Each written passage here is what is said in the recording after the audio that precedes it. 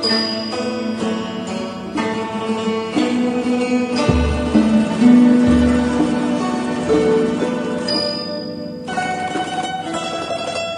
อเจริญพร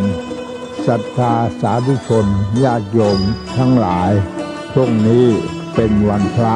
อาตมาขอเชิญชวนท่านทั้งหลายนุ่งขาวห่มขาว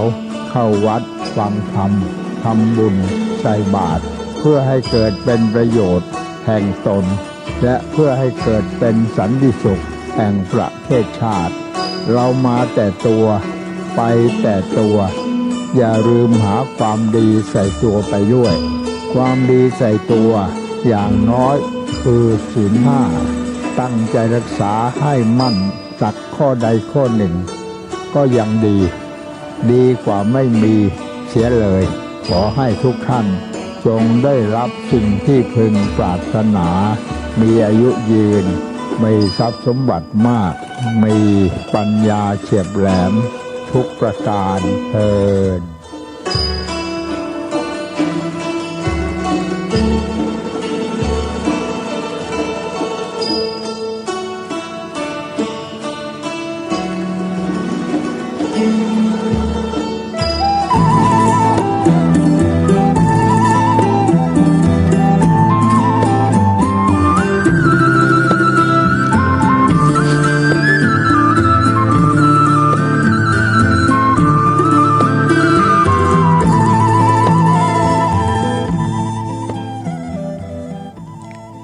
ขอนอบน้อมเอากุณพระแก้วเจ้าทั้ง3ประการอันมีพระพุทธพระธรรมพระสงฆ์กุณพ่อกุณแม่กุณครูบาอาจารย์กุณศีลธรรมกรรมฐานจงมาปกห่มรักษาครูบาอาจารย์พระเจ้าพระสงฆ์ทุกรูปปกห่มรักษาบ่ออกไม่ออกศรัทธาด้านสาธุชนคนดีผู้สนใจใฝ่ในธรรมทุกท่านขอถวายความเคารพแสดงความนับถือพระมหาเถระพระเถรานุเถระเจ้าคณะพระสังฆาธิการครูบาอาจารย์เจ้าที่เปิดวิทยุฟังอยู่ที่วัดที่วาเวลานี้เจริญปอนศรัทธาญาติโยมท่านสาธุชนคนดีผู้สนใจใฝ่ในธรรมทุกท่านอรุณสวัสดิ์ธรรมะสวัสดีสวัสดียามเจ้าศรัทธาญาติโยมท่านผู้ฟังยินดีต้อนรับเข้าสู่รุ่งอรุณวันใหม่ประกันเจ้านี้เป็นเจ้าของวันพฤหัสบดีที่11เดือนพฤศจิกายนพุทธศักราช2564วันนี้ก็เป็นวันเดือนยี่เหนือขึ้น7 ค่ำเดือนยี่เหนือขึ้น7 ค่ำพร่ำว่าเป็นวันพฤหัสบดีมาพบกับญาติโยมท่านสาธุชนคนดีทั้งหลายในรายการเสียงธรรมแสงอรุณรายการเสียงธรรมแสงอรุณดำเนินรายการโดยอาตมภาพพระครูอภิวัฒนวิกรมวัดปากดังเจริญตำบลดอยหล่ออำเภอดอยหล่อจังหวัดเชียงใหม่ไผที่ยังบ่ลุกก็ลุกมาเห็นเน้อ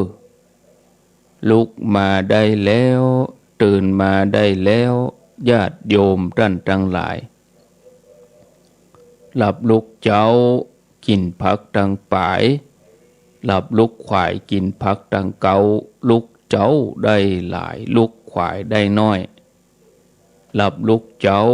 เป็นเจ้าตังหลายหลับลุกขวายปาเฮือลูกหลานเป็นหนี้เป็นค่าเน้อ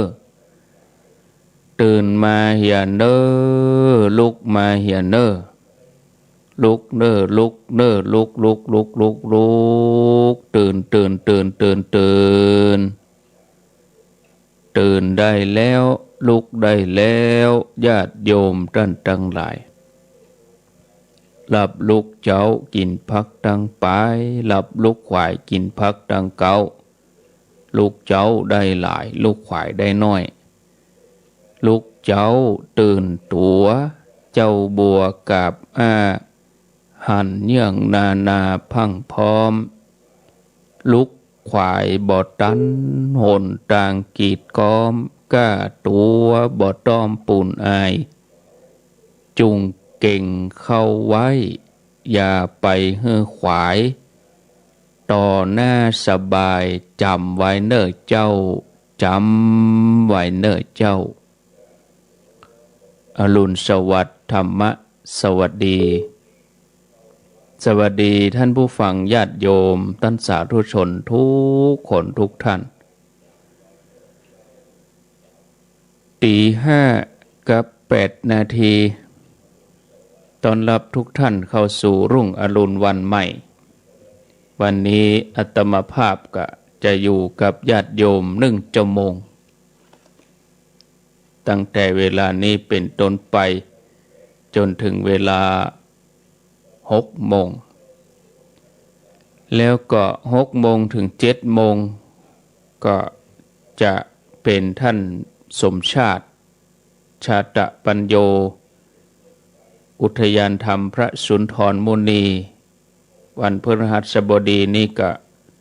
ถ้าเป็นช่วงปกติก็ท่านก็จะได้จัดรายการเวลาตี 5:30จนถึง6 โมงแต่เนื่องจากว่าวันนี้ท่านพระมหาสมชาตินันทธรรมิโกเจ้าอาวาสวัดหนองยาวอำเภอเบียงป่าเป้าจังหวัดเชียงรายท่านติดภารกิจติดศาสนกิจบ่สามารถที่จะดำเนินรายการบ่สะดวกท่านก็ยกเวลาในช่วง6 โมงถึง7 โมงก็เวลา6 โมงถึง7 โมงก็นิมนต์ท่านสมชาติชาตปัญโยได้ดำเนินรายการแทนเมื่อมาปะกันแล้วก็จะได้นำเสนอสาระธรรมะให้ญาติโยมท่านสาธุชนทั้งหลายได้ฟังในหัวข้อเหตุที่คนบัดชอบแก่ไว้กับญาติโยมทั้งหลายเมื่อตะวาวันซืนนี่เรื่องของโลกธรรมที่ว่าสุขกับทุกข์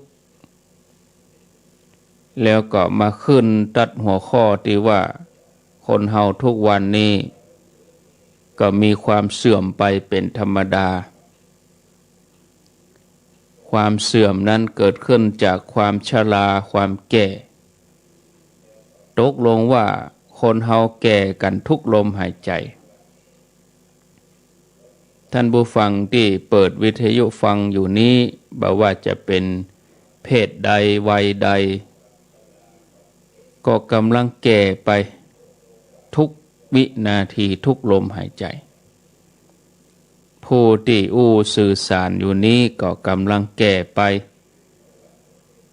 ญาติโยมที่กำลังนอนฟังนั่งฟังขับรถไปด้วยอยู่ในกาดอยู่ในบ้านอยู่ในร้านอยู่ต้งอยู่สวน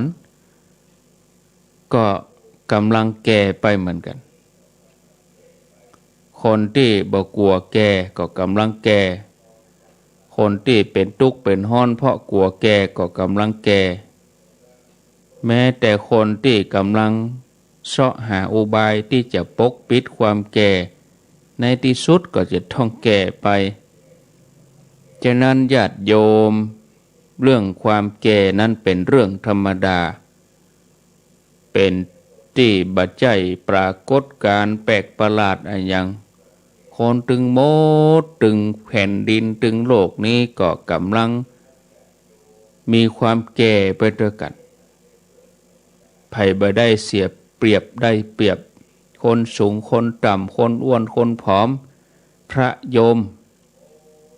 ศรัทธาญาติโยมอย่างเดือนพฤศจิกายนนี่เขาก็แก่ไป10 วัน แล้วก็วันที่11วันนี้เพิ่นก็เริ่มนับตั้งแต่เวลาเที่ยงคืนมาก็เป็นวันใหม่ 0.00 เนี่ยศรัทธาญาติโยมท่านทั้งหลายนะเอาว่าจะได้วิทยุบดังกะวิทยุบดังกะเจริญปอนนั่นคนเฒ่าที่จะเมาเล่นโทรศัพท์เนาะแล้วก็ไปกดใส่โทรมากดฮับแล้วก็บ่อู้เหียได้ยินเสียงโทรศัพท์ได้ยินเสียงวิทยุอู้อยู่ในหันวับจะไปเล่นเตือกโทรศัพท์ฟังเฮอจบเพียกันโทรนี่มันต้องโทรเตือถ้าบอกเบอร์เมื่อใดก็โทรมาอันถ้าบ่บอกเบอร์โทรก็บ่ต้องโทรเตือฟังธรรมะเฮอจบเพียกันแต่เฮาบ่ได้มีข้อตกลงกันอย่างอี้มันก็ยุ่งกะวุ่นวายเนาะบ่ใช่เฉพาะกับรายการอาตมาเนอะรายการตนอื่นตัวถ้าเพิ่นบอกว่าโทรมาเลยก็ก้อยโทรเนาะก็แทบทุกครั้งอะนะก็แปลกเหมือนกันเข้ารายการมาหน่อยโทรเนี่ย ฟังอยู่เนอะถ้าบอกอะหูว่าฟังอยู่เว้นเสียแต่ว่าบ่ได้ยินถึงเวลาบ่ได้ยินก็โทรมาบอกว่าสถานีนี้บ่ได้ยินเนอะดักไปเนอะเงียบไปเนอะได้ค่ะอนุโลมแต่อันที่ธรรมะฟังธรรมะไปอยู่แล้วก็โทรมามันทำให้ขัดจังหวะแสดงว่าไม่เคารพกฎไม่เคารพข้อตกลง ก็บางเตื้อเพื่อก็เอามือไปตามข้อใส่อีนะคนเฒ่าเนาะธรรมดาก็บ่ว่ากันแต่ก็เตือนกันบ่อยๆน่ะดีเนาะแล้วถึงไหนแล้วตะกี้เนี่ยมันทำให้รู้กันต้องตั้งต้นทำไมอันนี้นะอาตมาก็สงสัยเหมือนกันนะเป็นไผ่เนี่ยแล้วคนที่ฟังถึงโมดเนี่ยก็บ่ใช่เฉพาะกะเฮาคนเดียวเนี่ยคือเปิ้นฟังกันนักกันหลายคนทั้งหลายก็สงสัยว่าเป็นไผ่มาโทรมาตอนนี้ เนี่ยอันที่เฮาก็บ่ฮู้รู้มะเจ้าว่าบ่ฮู้นั่นน่ะแต่ใครโทรเนี่ยก็ถามว่าดีก็โทรก็ดีนะไม่ใช่ว่าบ่ดีนะแต่เอาไว้ท้ายรายการหน่อยนี่เนี่ยแทนที่เราจะได้ฟังธรรมะต่อเนื่องไปเราก็ต้องมาแว่เสียเวลามาอธิบายกับข้อตกลงที่มันเป็นของเก่าแบบเดิมๆข้อตกลงเดิมๆเนาะจะไปลึงก็จะไปลึงเนี่ยโสวัจสัตตาเป็นคนที่ว่าง่ายถึงตะกี้ว่าวันพฤหัสบดีนี่วันที่11นี่เปิ้นก็นับกันตั้งแต่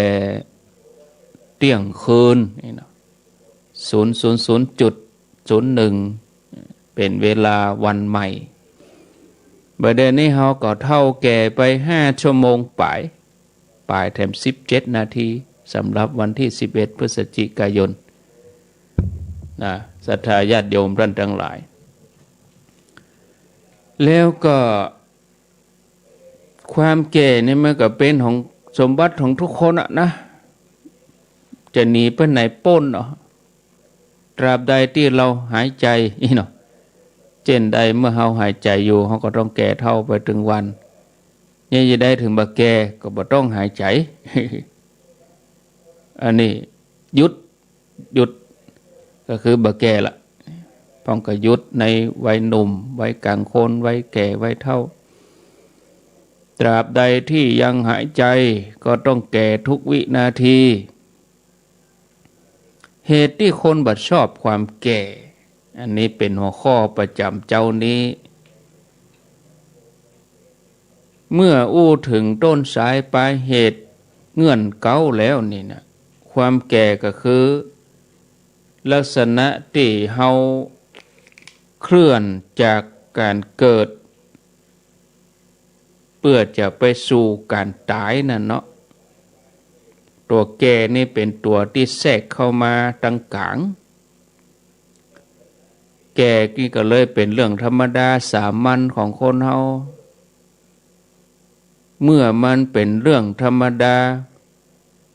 ก็บ่น่าจะมีเรื่องเนาะแต่มันก็ยังมีอยู่มันก็มีกับคนทั่วไปทั่วบ้านทั่วเมืองนี่เรื่องมันก็อยู่ตัดที่ว่าเฮาตั้งหลายก็บ่ค่อยชอบความแก่แล้วก็เป็นทุกข์นะความทุกข์ก็เกิดขึ้นตัดที่ว่าเฮาบ่ชอบนี่เนาะศรัทธาญาติโยมถ้ามันชอบเนี่ย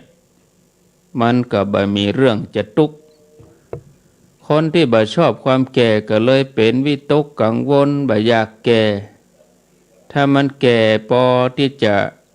ปกปิดได้บ่ฮื้อไผฮู้บ่ฮื้อคนฮู้ก็พยายามปกปิดผมที่ขาวถ้ามันบ่นักก็ฮื้อละอ่อนจ้อยถอนออกนี่ถ้ามันนักเก้านักเข้าก็ถอนนักถอนเข้าบ่ไหวก็ย่อมเอานี่นะหนังที่มันเหี่ยวย่นก็เซาะอันหยังมาบำรุงมาทาไปเข้าแพทย์แผนปัจจุบันไปดึงให้มันเข่งนี่เนาะยาอันหยังดีๆก็ไปเซาะมาทามาใส่ก็มันอย่างอันคนอื่นจะฮู้ว่าเฮาแก่แล้วมันเสียหายอันหยังคนถึงบ่ชอบความแก่ตัวแก่นี่ก็บ่ชอบคนอื่นแก่ก็บ่ชอบนะเล่นเอาเจ้าหมู่นะคนแก่คนเฒ่าเลยแย่ไปด้วยกันเมื่อกึดพอนี่นะศรัทธาญาติโยมคนแก่ก็บ่หันจะเสียหายอันหยังนักนะเกิดมาตึงเตื้อก็ถือว่าโชคดีที่มีผมสองสีเนาะศรัทธาญาติโยมเฮาใจผมสีดำมาเมินแล้วมา40-50-60 ปีแล้วก็เปลี่ยนมาใจผมสีขาวพ่องมันก็สะอาดตาเนาะ หนังหุ้มตัวเฮาก็ได้ใจถึง2 ขนาดเมื่อนุ่มๆมันก็เต่งตึงก็ใจมาเมินแล้วเมื่อถึงวัยก็ลองมาใจขนาดย่อนยันพ่องนี่เสื้อผ้าเฮายังเปลี่ยนสีแต่ว่าแหมสีวันนี้แหมสีจะไปเฮือนใหม่แหมสีไปงานกฐินแหมสีไปบ้านศพแหมสีนอกจากเปลี่ยนสีแล้วก็ยังเปลี่ยนขนาดนะผ้าขนาดนั่นขนาดนี้เบอร์นั่นเบอร์นี้รองเท้ากาอย่างกาเนี่ยศรัทธาญาติโยมที่เรื่องผมเรื่องหนังของเฮาจะดีใจกะเนาะต้องเปลี่ยนสีพ่องกะเนาะศรัทธาญาติโยมถ้าจะว่าข้างคนแก่หมู่หนุ่มๆสาวๆก็ป้ากันบ่ให้หุมนะหรือว่าหุมก็แต่ก็บ่ได้ฮักบ่ได้นิยมนะศรัทธาญาติโยมก็จะขอถามสักหน่อยว่าหันคนแก่เสียหายอย่างใด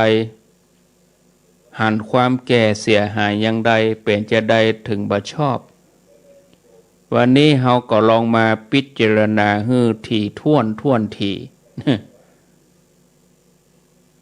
เพื่อจะให้ความแก่นั้นได้รับความยุติธรรมเห็นสักหน่อยเนาะญาติโยมท่านทั้งหลายในเรื่องอาหารการกินก็มาเกิดว่าคนแก่เนี่ยเลี้ยงง่ายกว่าคนหนุ่มนะมันก็ญาติโยมเนาะ บาหันเปิ้นต้องทะเยอทะยานในเรื่องอาหารการกินไอ้ยังนักหนาอาหารก็บ่ยุ่งบางทีก็กินง่ายๆกินข้าวกับไอติม กินข้าวกับบะเต้าอีกก็มีกินข้าวกับกล้วยกินง่ายๆนะข้าวหุงก็บ่ต้องไปหุงงามอย่างซ้ำซอบเอาที่มันนุ่มๆที่มันแจ๊ะที่มันบ่ได้เกี๊ยวนักอีกเนี่ยศรัทธาญาติโยมของหวานก็มีอ่อนๆสักชิ้น2 ชิ้นก็เพียงพอแล้วสำหรับคนเฒ่านี่ศรัทธาญาติโยมอันยังที่นักท่านก็บ่ชอบเนาะเกี่ยวกับอันยังที่มันแสลงนี่ก็กินนักแต่ก็บ่ได้ แต่คนหนุ่มคนสาวนี่ก็ยุ่งยากจู้จี้จุกจิกกินอันยังก็บ่ฮู้ตึงฮ้อนตึงเย็นก็เดียวส้มก็เดียวฝาดก็เดียวเผ็ดก็เอาใจยากเหมือนกันศรัทธาญาติโยมนะอย่างที่เปิ้นแต่งบทเพลงขึ้นมาถึงเวลามาวันจะกินอันนั้นจะกินอันนี้อันเนี้ยคือความยุ่งศรัทธาญาติโยมกินก็ยุ่งนะศรัทธาญาติโยมบางทีก็อ้างว่าเราอ่อนกำลังไว้กินไว้นอนนี่การเที่ยวเตรนี่ก็เหมือนกันหมู่คนหนุ่มคนกำหนุ่มสาวนี่งานไหนงานนั้นเป็นว่าบ่ยอมพลาดงานรื่นเริงบันเทิงดูหนังฟังเพลงละครอันนี้บ่ยอมเว้นเรื่องหนุ่มสาวก็น่าปวดหัวบางทีคนใหญ่เปิ่นทักท้วงน้อยก็อ้างว่ากำลังอยู่ในวัยไข้หู้ไข้หันส่วนท่านผู้เฒ่าทั้งหลายคนเฒ่าคนแก่ก็บาหันจะต้องทะเยอทะยานในเรื่องเที่ยวเตรอันอย่างโลมันเป็นก้ายไปเหียนะเนาะจนไปก็แทบจะบ่ไปด้วยซ้ำจะไปที่หั่นที่นี่เป็นแต่เป็นว่าในกับเรื่องบางทีก็เป็นปีมันบ่เข้ากับวัยการแต่งเนื้อแต่งตัวก็ซ้ำแล้วไปใหญ่ศรัทธาญาติโยมไปนักก็ได้จะคัดใจวัยรุ่นทั้งหลายอีเนาะหมู่นุ่มสาวนี่อันยังก็บ่ฮู้เนาะกู้สีกู้อย่างฝ่ายคนเฒ่าคนแก่ป้าอุ้ยแม่อุ้ยนี่บ่หันจะต้องยุ่งยากอันยังมีเสื้อผ้าไว้ชิ้น2 ชิ้นนะมีโปคิโยเนาะมีแอปมากเห็นนะศรัทธาญาติโยมยาดมเห็นน้อยก็เพราะยาหอมยาดมกึดพอแล้วอันยัง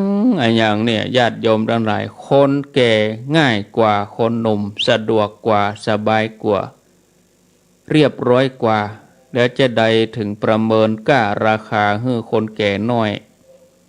ที่ว่ามานี้ในญาติโยมบางท่านอาจจะเกิดว่าคนเข้าสู่วัยนี้นี่ก็ต้องยกเหตุยกผลมาพิจารณาอ้างอิงนะเหตุสำคัญแท้ๆที่คนบ่ชอบแก่นั่นบ่ได้อยู่ที่ว่างามก็ว่าบ่งามหล่อหรือบ่หล่อสวยหรือบ่สวยเลี้ยงง่ายกะเลี้ยงยากกะแต่มันอยู่แถมอย่างหนึ่งมันมีอยู่แถมอย่างหนึ่งที่คนบ่มีทางจะแก้ตัวให้หลุดได้คนบ่มีทางจะแก้ตัวให้หลุดได้นั่นก็คือความแก่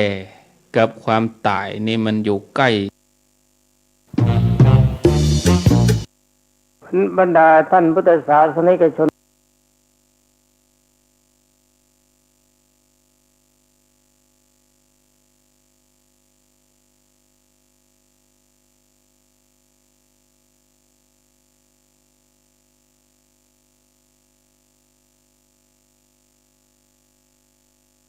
สวยความงาม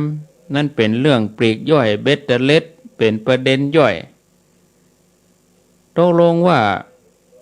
ความแก่อย่างเดียวยังเฮาตุกถึง3 จัน4 จันเนาะคือว่าตุกเพราะมันแก่ไปมาลำบากกับแข่งกับขาเจ้าอันก็ยังบ่พอก็ยังตุกว่าคนอื่นเขาจะบ่ฮักตุกว่าคนอื่นน่ะจะฮู้ว่าเฮาแก่แถมบ่พอก็ยังตุกที่จะต้องเสาะหาทางมาปกปิดความแก่เพื่อที่จะบ่ให้คนอื่นได้ฮู้อันนี้ก็เลยกันไปติ๊กๆอันเนี้ยญาติโยมเป็นตุกในโลกธรรมตัวสุดท้ายกู้สุดท้ายที่ว่ามีสุขก็ต้องมีทุกข์เพราะแก่นี่เป็นความทุกข์ที่หนักที่สุดของคนแก่คือว่าแก่บ่ตกที่แก่บ่ตกเพราะอะไรอย่างก็คือเมื่อแก่เข้ามาแล้วก็มันได้หันความตายใกล้เข้ามาทุกครั้งแต่บ่เป็นหยังญาติโยมก็เจิญฟังต่อไปเพื่อที่ว่าจะได้เข้าใจสัจธรรมเข้าใจคำสอนเข้าใจธรรมชาติตัวนี้เพื่อเฮาได้ปลดเปลื้องความทุกข์เพราะเฮาเข้าใจต่อไปมาขึ้นหัวข้อเรื่องความตายโอ้บางท่านว่าไปอู้เรื่องเป็นเรื่องตายนะบ่ใครฟังท่านโอ้ขอให้อดทนฟังเห็นสักน้อยเพราะมันเป็นความจริงมันบ่ใช่ความหลอกนะความตายนี่เป็นงานชิ้นสุดท้ายของทุกคนที่ในชั่วชีวิตนี้ชีวิตหนึ่งบอกว่าไผจะทำงานอะไรอย่างมากี่ร้อยกี่พันอย่างก็ตามแต่ที่สุดท้ายก็ต้องทำงานชิ้นนี้คือเข้าสู่การพลัดพรากการสูญเสียก็จะขอแนะนำให้ท่านผู้ฟังได้พิจารณาแล้วก็ใครให้ท่านผู้ฟังฮู้ล่วงหน้าว่าการแก้ทุกข์เพราะเรื่องพลัดพรากเพราะเรื่องจากกันเพราะเรื่องตายบ่มีวิธีใดที่ดีที่สุดไปกว่าเฮาจะเข้าใจสัจธรรมตัวนี้เมื่อเฮาเข้าใจสัจธรรมตัวนี้แล้วเฮาก็จะตั้งอยู่ในความบ่ประมาทท่านผู้ฟังญาติโยมอันยังตายก่อนจะมาตอบตัวนี้ก็ขอทบทวนความจำให้หมู่เฮาทั้งหลายสักน้อยนะเคยได้เคยได้กล่าวมาในรายการนี้เตื้อ2 เตื้อก่อนถ้าคนที่จำได้เคยมาแล้วจะได้มาแล้วว่าตามหลักที่ว่าตัวเฮานี่มีส่วนประกอบอยู่2 ส่วนคือร่างกายกับจิตใจโดยย่อๆก็คือกายกับใจถ้าเป็นธรรมะสูงขึ้นมาแถมน้อยก็เป็นรูปเป็นนามนะ2 อย่างนี้มารวมกันห้องว่าคนถ้าแยกกันตัวไปต่างใจไปต่างอันนี้ก็บ่ใช่คนนะถ้ามีกระตัวก็ห้องว่าศพเสียเพราะว่าใจบ่มีแล้วถ้ามีกระใจก็ห้องว่าผีเพราะว่าบ่มีตัวบ่ใช่คนนี่ศรัทธาญาติโยมอันนี้คือไ ได้อู้มาแล้วนะต่อไปนี้ก็จะมาฟังเรื่องการพลัดพรากเพื่อที่จะฮือหมู่เฮาทั้งหลายตั้งอยู่ในความประมาทที่อู้กันว่าคนตายนะอันยังตายตัวตายก็ว่าใจตายหวังว่าทุกท่านคงจะเดาแล้วก็ตอบถูกเนาะที่ว่าคนตายตายนั่นนะร่างกายมันตายบ่ใจใจตายเนาะเอากันง่ายๆญาติโยมท่านผู้ฟังร่างกายนี่เปรียบเหมือนบ้านนะเปรียบเหมือนเฮือนใจเฮานี่เหมือนกับคนที่อาศัยอยู่ในบ้านหลังนี้ร่างกายเรือนร่างก็คือเหมือนอุปมาเหมือนบ้านหลังหนึ่งอีเนาะส่วนใจก็คือคนที่ไปเข้าอาศัยอยู่ในบ้านหลังนี้เมื่อบ้านมันลุซ่อมแล้วซ่อมแถมบ่ฮู้จะซ่ออะไรที่ไหนบ่ฮู้จะซ่อมอย่างใดมันลุมันผุพังคนที่อาศัยอยู่ในบ้านก็จะต้องหนีออกจากบ้านนั้นบ่ใจว่าบ้านพังแล้วคนก็พังตัวบ่ใจอย่างนั้นความตายก็เหมือนกันร่างกายมันตายบ่ใจใจตายใจนี่ก็จะต้องไปล่องลอยไปเสาะที่อยู่แถมใหม่ไปเกิดแถมใหม่ปฏิสนธิแถมใหม่ถ้าว่าญาติโยมเคยได้ฟังเรื่องของจิตมาก่อนวิถีจิตก็จะเข้าใจดีขึ้นแต่ก็บ่เป็นหยังคะแนนว่าฟังรายการนี้จนจบก็จะเข้าใจมาหน่อยนะเอาเป็นพิจารณาให้เรียบร้อยไปคือคนเฮานี่ญาติโยมทั้งหลายคนหนึ่งมีส่วนประกอบอยู่สองส่วนเวลาตาย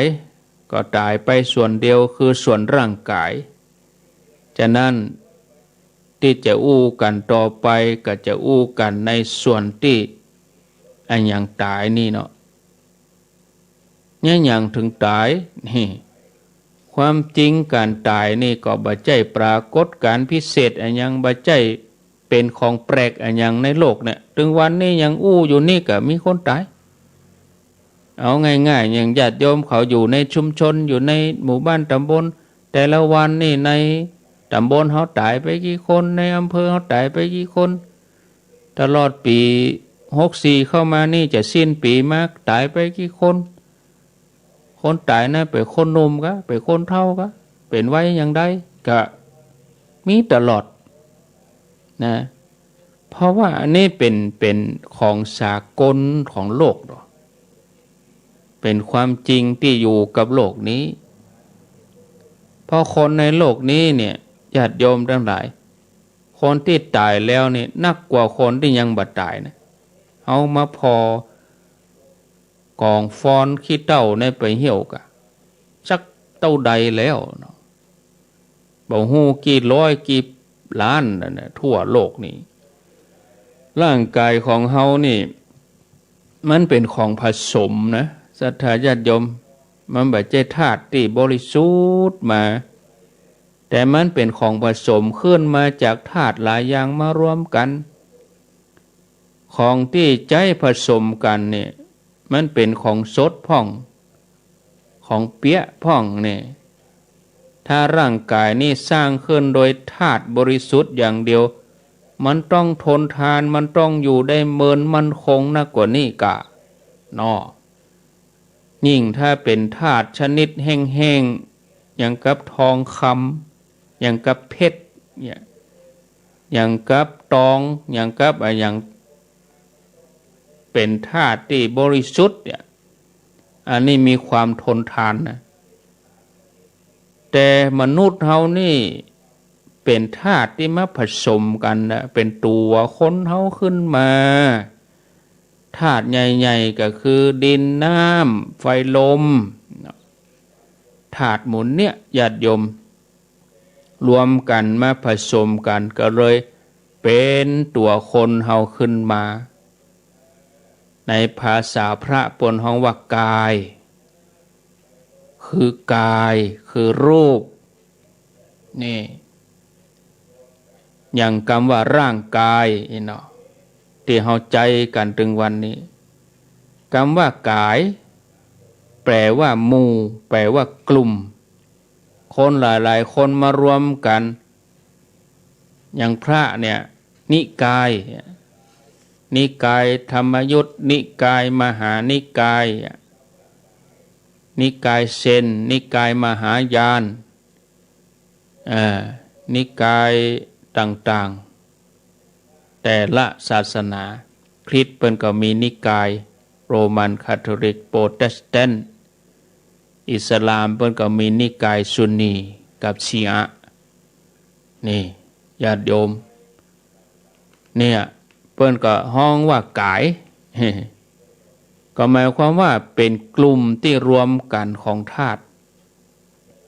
ทีนี้การรวมกันของธาตุแต่ละชนิดนั้น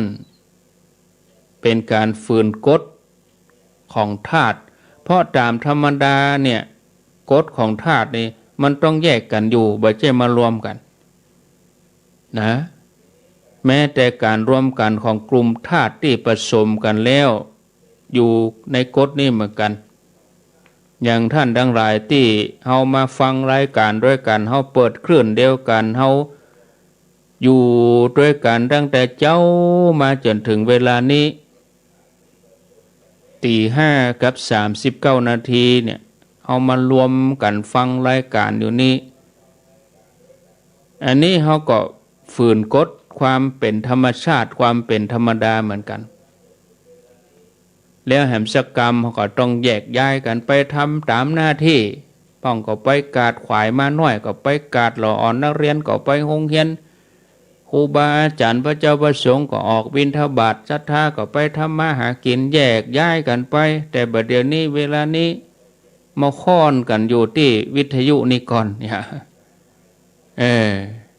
ในที่สุดเขาก็ต้องคืนไปตามธรรมชาติค่ำมาเขาก็มาค้อนกันในสถานีแถมยะถึงเวลาก็ต้องต่างคนต่างแยกย้ายไปจะไปรวมกันร่วมกันอย่างเก่าก่อนนั้นเป็นปีเป็นชาตินี่มันบ่ได้นะมันผิดกฎท่านผู้ฟังทั้งหลายแม้ธาตุต่างๆที่มารวมกันเป็นร่างกายนี่ก็เหมือนกันตลอดเวลาที่มันมารวมกันเป็นตัวเฮาอยู่นี่เป็นการฝืนกฎความธรรมดาศรัทธาญาติโยมมันก็มีอยู่ในชั่วระยะหนึ่งตอนนั้นเมินเข้าก็ฝืนเบาไว้ก็ต้องแยกกันออกไปรถยนต์ที่วิ่งตามท้องถนนเกลื่อนไปหมดรถกระบะรถปิกอัพรถบรรทุกเขาก็เอาเครื่องเอาล้อเอาตัวถังอย่างมารวมกันเครื่องมูลนี้มันรวมกันอยู่มันอยู่ด้วยความสมัครใจก็บ่ใจมันแค่แยกออกจากกัน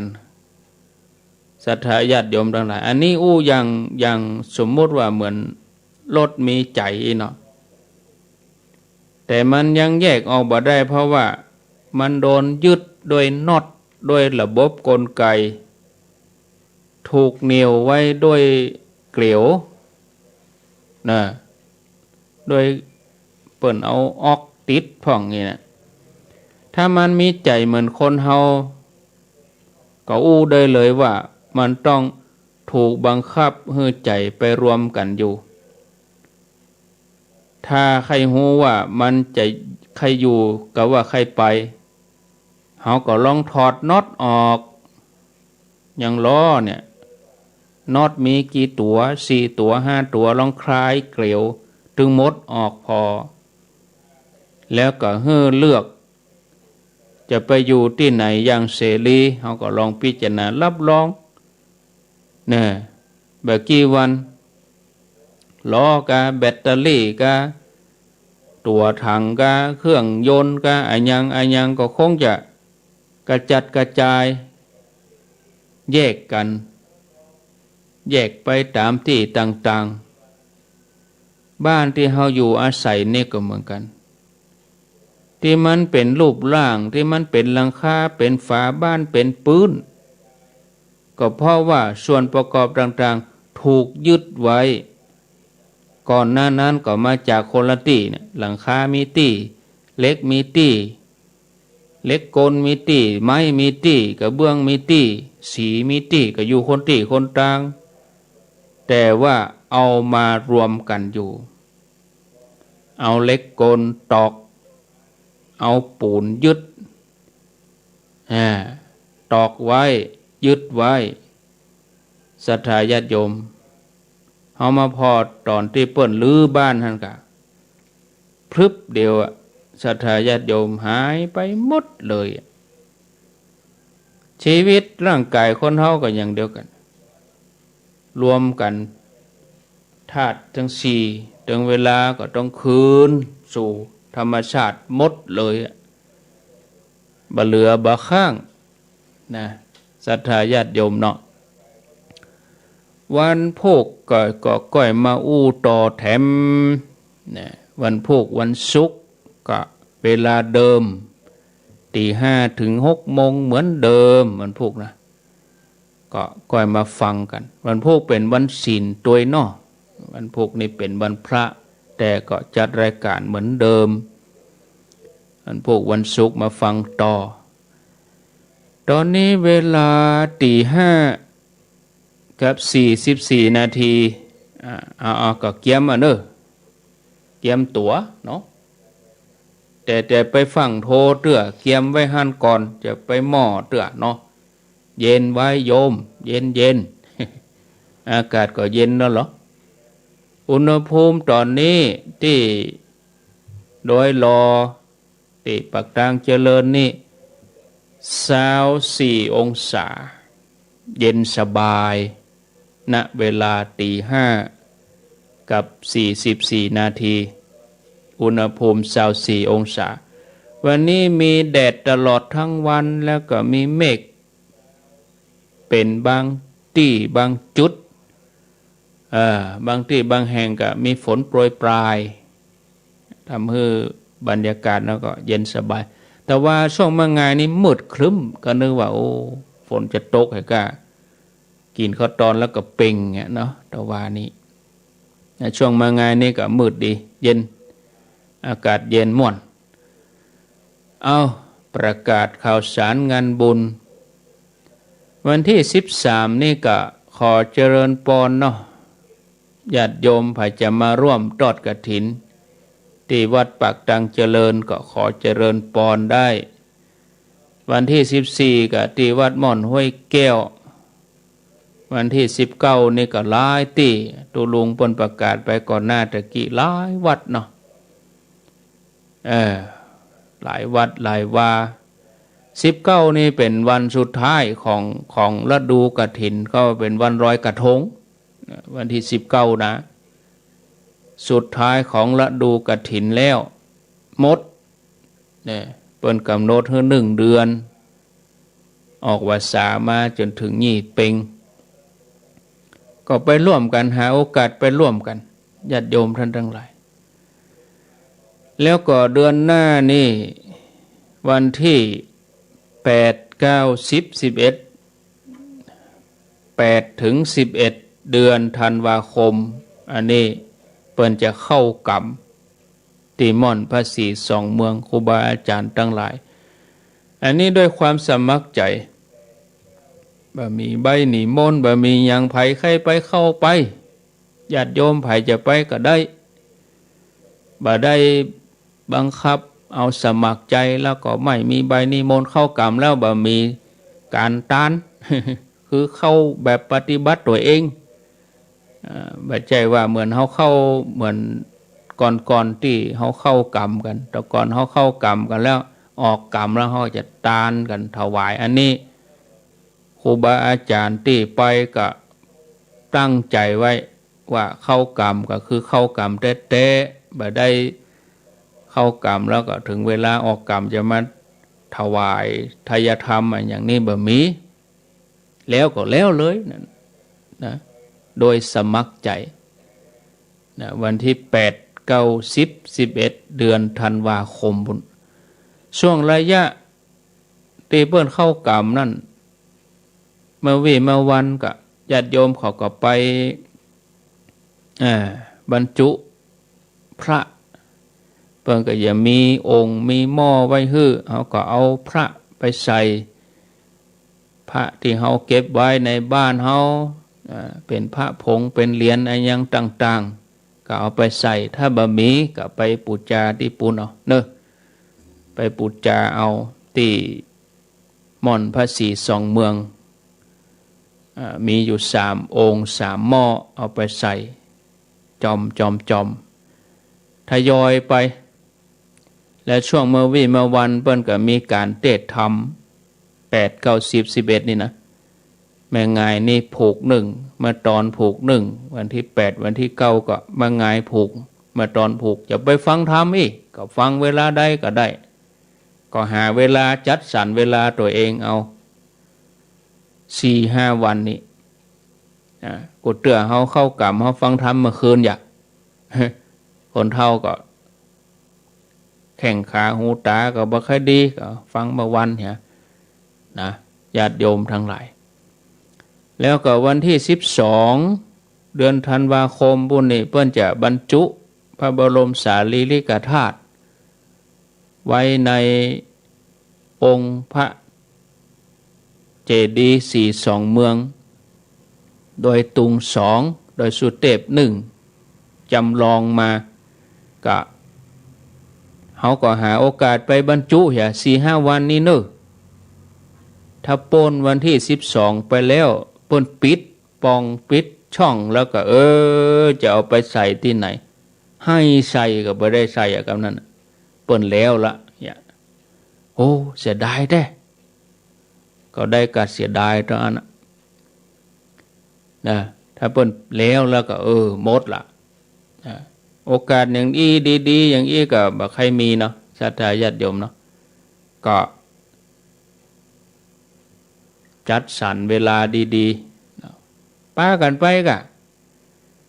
4-5 คนบ่ใช่ไปซุ่มกันอยู่หั่นรอเปิ้นบ่ใช่ไปซุ่มกันก็เปิ้นทยอยไปบางคนก็ว่าไปแล้วกลัวโควิดมันก็บ่ใช่อยู่หั่นดูคนทยอยไปไม่ใช่ว่าจึงกันอยู่หั่นเป็น2 ชั่วโมง 3 ชั่วโมงศรัทธาญาติโยมท่านทั้งหลายเนาะแต่คนที่ฉีดวัคซีนแล้วก็นิ่มวิตกกังวลอย่างแบบมีความกดดันอย่างนักคนไม่ได้ฉีดนี่ก็กังวลน้อยเขาก็พยายามดูตัวเองเขาก็เลี่ยงที่จะไปใกล้กับคนแปลกหน้าเปิ่นก็กลัวเขาก็กลัวเปิ่นเนี่ยเนาะยุคนี้แต่ไปไหนก็พกแอลกอฮอล์ไปเจลไป0998366322ไผมีอย่างจะอู้จะจ๋าก็โทรเข้ามาได้เลย10 นาทีสุดท้ายแล้วก็วันที่9ปีหน้าบุญ9 มกราคมนี่ได้รับการแจ้งจากโยมพิสมัยคณะกรรมการที่เปิดทำสถานี104วัดฝายหินก็เพิ่นจะทำบุญสถานี9 มกราเจริญปนว่าจะได้แม่ครูเนาะขออายุวัฒนะมงคลเลยเจ้า10 พฤศจิกาเจ้าแก่แล้วหำวะนั่นแม่นแล้วแก่เท่าไปวันเก่งมาเจ้านี่เข้าเรื่องพอดีเลยแก่จังสัจธรรมเนาะน้อมรับใจเจ้าโมทนาสาธุเนอเนาะอันนี้แม่ครูละวันเปิ้นอยู่เมืองจี0998366322โลเอามาใหม่เนอะ0998366322 322เอาโทรมาได้เลยรับสายเจริญปนสายเจ้าท่านครูบ้านบวกเมืองลีอนุโมทนาเจริญปนเอาคนน้อยอุ้ยเอาคนน้อยเวลาจะหมดละความจริงกับใครฮื้ออู้เมินนะแต่ว่าเวลามันน้อย0998366322อ้าวรับสายเจริญปนราชการครับผมน้องกบเพื่อนน้องเบลครับผมน้องกบเปื่อนน้องเบลฟังคลื่น104กะถูกต้องแล้วครับโมทนาเนอวันที่9พวกเราไปปะกันที่วัดฝ่ายหิน0998366322เจริญปนหลุดไปเหี่ยเอามาใหม่เนอะมาใหม่05:53 นาทีเหลือเวลาแถม7 นาทีโทรมาได้หลายท่านอยู่เวียงป่าเป้ากาเมืองฝางกาแม่แจ่มเมืองลีวัดจันทร์ด้วยเนาะเจ้านี้ก็มีที่104ที่ไฟหินสีคำเรดิโอบ้านทุ่งเรดิโอ 89.50 ห้วยตองซักนี่แหมวัน2 วันเนาะแหมวัน2 วันนี่ก็จะดีติดหน้าตีเป็นติดหน้าเจริญปนกราบนมัสการครับเป็นพระครูครับอาจารย์นิพนธ์อาจารย์นิพนธ์พระธาตุดอยสะเก็ดขอบคุณครับว่างๆไปแอวหากันเด้อที่ม่อนนางแก้วยังไม่สาเจ้าท่านครูกำลังตั้งท่าอย่างเป็นเจ้าหลวงพ่ออาจารย์ฟังจากพระบาทอุดมชัดเจนดีนะเจ้าสาธุเจริญปนโทษจากไหนเจ้าท่านพระครูว่าจะได้ได้ก็จะถามหน่อยเลยเนาะอันคำว่ามหายานครับตอบไปทำท่านมหาสมชาติช่วงที่2เนอะแม่เนอะจะหมดเวลาละมีเวลาตอบมันจะหมดแล้วนี่ยกไปให้ท่านมหาสมชาติเจริญปนนมัสการเจ้าคงจะถามเรื่องนิกายนะจากอำเภอแม่ออนเนอะฟังชัดเจนดีเจ้าแม่ออนเชียงใหม่อนุโมทนาสาธุเจ้าสายต่อไปเจริญปนร้อยสาเจ้าฟังอยู่เนอะโทษจากไหนฟังตึงวันอยู่ไหน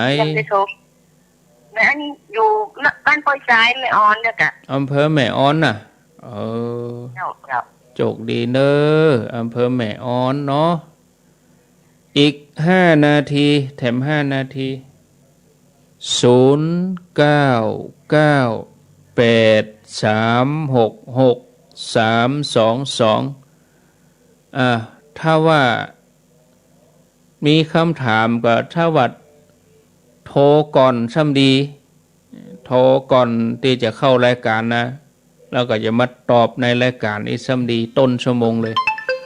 แต่ถ้าตายอย่างอี้นี่มันตันเจริญปนตอบสั้นก็บ่เข้าใจสาธุฟังอยู่ทุกเช้าเนอะพระอาจารย์เจ้าอยู่ที่ไหนอยู่ลำปางเจ้าบ้านหนองรองเจ้าหนองรองอำเภอเมืองกะเจ้าอำเภอเมืองเจ้าโมทนาสาธุเขากระตัวเก่าเท่าละเขากระตัวเก่านั่นกันยินดีเนอะเจริญปนจากที่ไหนติดแล้วเนาะไว้แต่เจ้าพระอาจารย์โทษจากไหนมาจากเกาะคาลำปางเจ้าเกาะคาลำปางฟังเขื่อนบุญยวาดกะ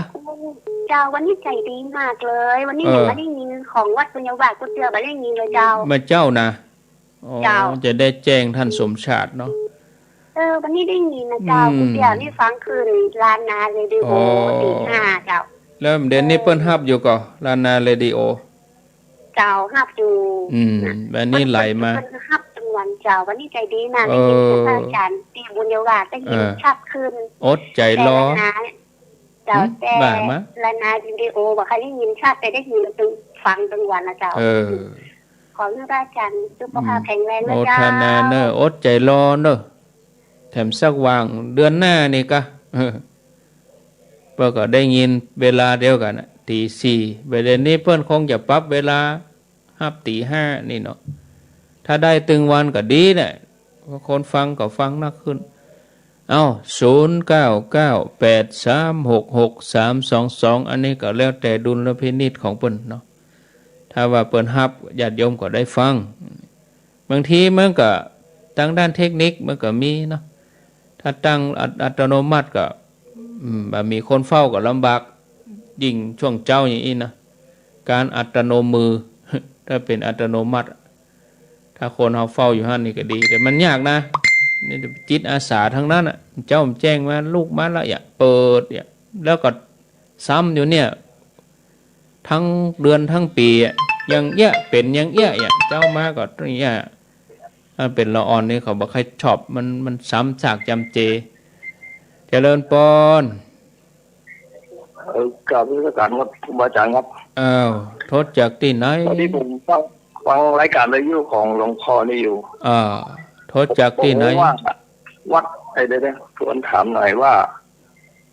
บรรจุสารีริกธาตุเนี่ยมันเป็นวัดสีสมรักมันมีอยู่ตรงไหนครับ42เมืองไม่ใช่42ลับปุ่นดอยนางแก้วดอยนางแก้วที่ดอยแก้วนี่เป็นไรล่ะโยมอยู่ไหนอ่ะผมอยู่สันทรายนี่เป็นไรครับที่ดอยนางแก้วเนอะระหว่างรอยต่อเชียงใหม่เชียงรายนะมันมาอยู่ทางใดทางซ้ายทางขวาที่ว่าเอาขึ้นดอยนางแก้วใช่แล้วครับมีสายมือทางง่ายป้ายบัดเล่นเลยป้ายบอกนะป้ายต้นวนเลยซ้ายมือเหรออาจารย์ซ้ายมือโอเคครับกำลังเปิดฟังนี่กะกำลังเปิดฟังเนาะครับผมเจิญเนอะเจิญเนาะฟังเปิดก็ฟังใหม่เนาะก็ฟังไปเรื่อยๆบรรพวกก็จะมาข้อมูลให้ฟังแถมกรรมบรรพวกก็ไหลมาคลื่นเนี่ยเนอะเอาลาไปก่อนหมดเวลา104ก็ลาที่เมืองฝั่งก็ลา104เป็นหลวงพ่อพระครูวิสิตศิลพรส่วนเครือข่ายขึ้นสีขาวก็เป็นท่านสมชาติชาตปัญโยอุทยานธรรมพระสุนทรมุนีสำหรับวันนี้อาตมาภาพได้อุจาเป็นที่บ่ถูกใจบ่ถูกหูท่านหนึ่งท่านใดก็ขอสุมาภัยอันใดที่เป็นสาระประโยชน์ก็เก็บก้อนไกเอาสอนจิตสอนใจตัวท่านต่อไปเดินทางก็ให้แคล้วคลาดปลอดภัยเน้ออยู่ดีมีสุขเหมือนกันกูขนกูตันอายุวันโนสุขังปลัง